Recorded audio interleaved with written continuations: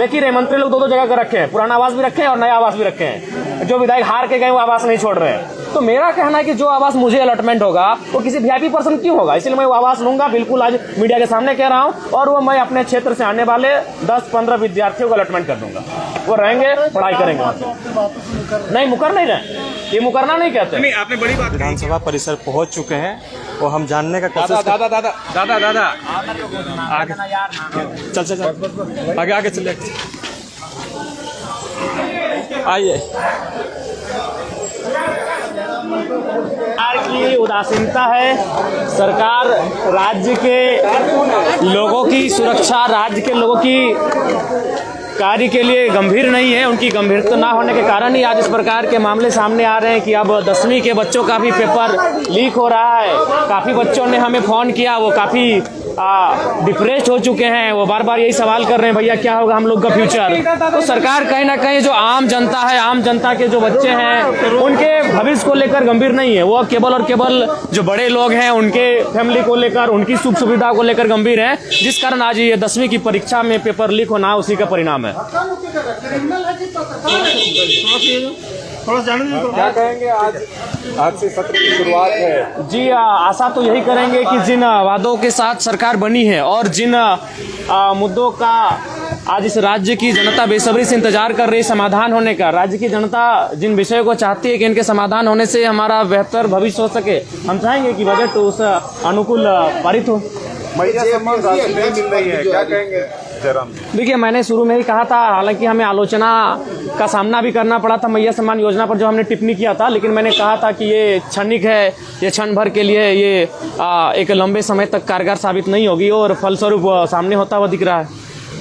जो रोजगार है या फिर जो सहायता राशि मिलनी थी, वो उसका क्या मुद्दा उठाएंगे आप सदन में? निसंदेह सदन लंबा है और कोई ऐसे मुद्दे नहीं है जो छूटेंगे। धन्यवाद। देखिए जयराम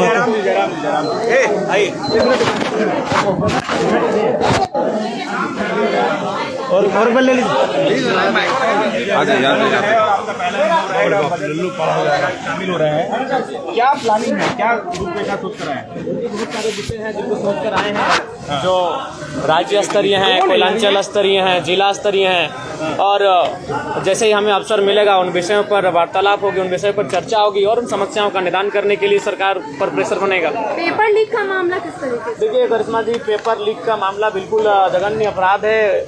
जिन लोगों ने भी इस कृत्य को अंजाम दिया है, सरकार उन पर गंभीर होकर कार्रवाई करे, क्योंकि अगर ऐसा नहीं होता है तो जो आम व्यक्ति है उनका इस जो व्यवस्था है, जो सिस्टम है, उस पर विश्वास टूटेगा और वो ये मान के चलेंगे कि एक आम व्यक्ति का जीवन की सुरक्षा किसी के का दायित्व किन्हीं का नहीं, उनकी जिम्मेदारी किन्हीं की नहीं है। जयराम जी, आप कितने गंभीर हैं इन मुद्दों को लेकर के? जयराम जी का क्या स्टैंड है, क्या गंभीर मुद्दे हैं, क्योंकि जो पढ़ने वाले स्कूल कॉलेज के छात्र है, इस राज्य की भविष्य, इस देश की भविष्य है, और उनके भविष्य के साथ अगर खिलवाड़ होगा तो निसंदेह ये गंभीर मुद्दे हैं। इन पर गंभीर चर्चाएं होनी चाहिए। जेपीएससी अध्यक्ष की नियुक्ति अभी तक नहीं हो पाई है। अपनी स्ट्रैटेजी के साथ पहुंचा है, आपकी क्या स्ट्रैटेजी है? देखिए, हमारी स्ट्रेटजी यही है कि बजट सत्र के माध्यम से इस राज्य को एक ऐसा बजट मिले जिसकी राज्य कल्पना कर रहा है, जो हमारे जो वीर शहीद हैं उनके सपनों को साकार होता हुआ देख सके इस राज्य को, उस दिशा में इस राज्य का बजट पारित होना चाहिए। जयराम जी, जेपीएससी अध्यक्ष पद अब तक खाली है, अब तक क्यों नहीं सरकार को मिल पा रहा है? देखिए, इसके देरी क्यों हो रही है? पीछे क्या कोई कारण होगा, जो कोई विशेष कारण होगा। आशा करते हैं कि सदन जब चलेगा तो जेपीएससी अध्यक्ष की भरपाई की मांग उठेगी सदन में। लेकिन जो युवा वो कह रहे हैं कि जयराम जी अब इन मुद्दों पर बहुत सुस्त हो गए हैं। देखिए, सुस्त का सवाल नहीं, हमारा अगर धनबाद पड़ता है, आंदोलन रांची में होता है, इसीलिए देखिए आंदोलन में जब भी हुआ था रांची को हम लोग अपने रांची के साथियों के हवाले छोड़े कि यहाँ के आंदोलन को देखभाल करेंगे, उपस्थिति देंगे और उनको उनका सहयोग करेंगे। मैया सम्मान योजना की राशि जो है वो नहीं मिल पा रही है लाभुकों के। देखिए बिल्कुल, और शायद सुनने में आया कि बैंक का भी हस्तांतरण किया गया है, किसी दूसरे बैंक में इसे शिफ्ट किया गया है। उसके भी बहुत सारे कुछ न कुछ कह सकते हैं, कुछ ऐसी घटनाएं विषय हैं उनका कहीं ना कहीं, मैंने पहले भी कहा था कि ये योजनाएं लंबे समय तक नहीं चलेंगी और फलस्वरूप वो होता हुआ दिख रहा है। मैंने पहले भी इसका सजेशन दिया था। जयराम जी, फिर एक बार आप चर्चा में आ गए हैं। पिछला जब आप विशेष सत्र चल रहा था तो आपने मंच कहा था कि मैं टीए नहीं लूंगा। मैंने ये कहा था, आप एक बार फिर आप कंट्रोवर्सी में आ गए हैं। अपने आलोचकों को क्या जवाब देंगे? आलोचकों के लिए आप टीए के लिए स्कॉर्पियो ले हम लीजिए। फिर कह रहे हैं हम नहीं, पहले मेरी बात सुनिए। हाँ बोलिए, बिल्कुल बोलिए। उस दिन भर मैया सम्मान योजना पे चर्चा हुआ था। जी जी। उसके बाद मैंने कहा कि आप लोग 2500 रुपए का इतना महिमा मंडन कर रहे हैं और आप लोग 2 लाख की सैलरी ले रहे हैं, लाख रुपए का टीए ले रहे हैं और आप 2500 रुपया दे के महिमा मंडन कर रहे हैं। तो आप एक काम कीजिए, आप भी अपना जो जीवन है उसे सरल बनाइए आम जनता की तरह। तो मैंने ये कहा था, आज भी हम रिपीट कर रहे हैं इस बात को। जिस दिन इस पर पहल होगी उस पर पहला हस्ताक्षर जयराम महतो होगा। जिस दिन ये पहल होगी कि एक विधायक की सैलरी 3rd 4th ग्रेड के जो कर्मचारी हैं उनके समान होगी, 40,000, 50,000, 60,000, पहला हस्ताक्षर मेरा होगा। जिस दिन ये पहल होगी उसमें पहला समर्थन ही मेरा रहेगा। अच्छा, आप खाली पैर आए हैं, मैं देख रही हूँ आप खाली पैर आए हैं। हाँ, वचन है तो वचन को निभाना पड़ेगा, वचन है। ठीक है। गाड़ी खरीदने पर सवाल उठाए जा रहे हैं। देखिए, मैंने फिर कहा मैं आवास भी लेने जा रहा हूँ, लेकिन मेरा तर्क जान लीजिए, मैं आवास भी लूंगा क्योंकि मैं किसी वीआईपी के भरोसे अपना सुख सुविधा क्यों छोड़ूंगा। मेरी राज्य की जनता गरीब है, लाचार है, बेबस है, यहाँ के छात्र प्रताड़ित है, परेशान है। तो जो सुविधा मुझे सरकार से मिलेगी मैं वो सुविधा लूंगा और उन्हें मैं रॉबिन हुड के तर्ज पर जनता को दूंगा। बिल्कुल, मैं आवास की भी सुविधा लूंगा। नहीं, हम नहीं लेते, लेकिन उस सुविधा का अगर हम आवास नहीं लेते, वो आवास कोई ना कोई सरकार का आदमी रख लेगा, कोई वीआईपी पर्सन रख लेगा।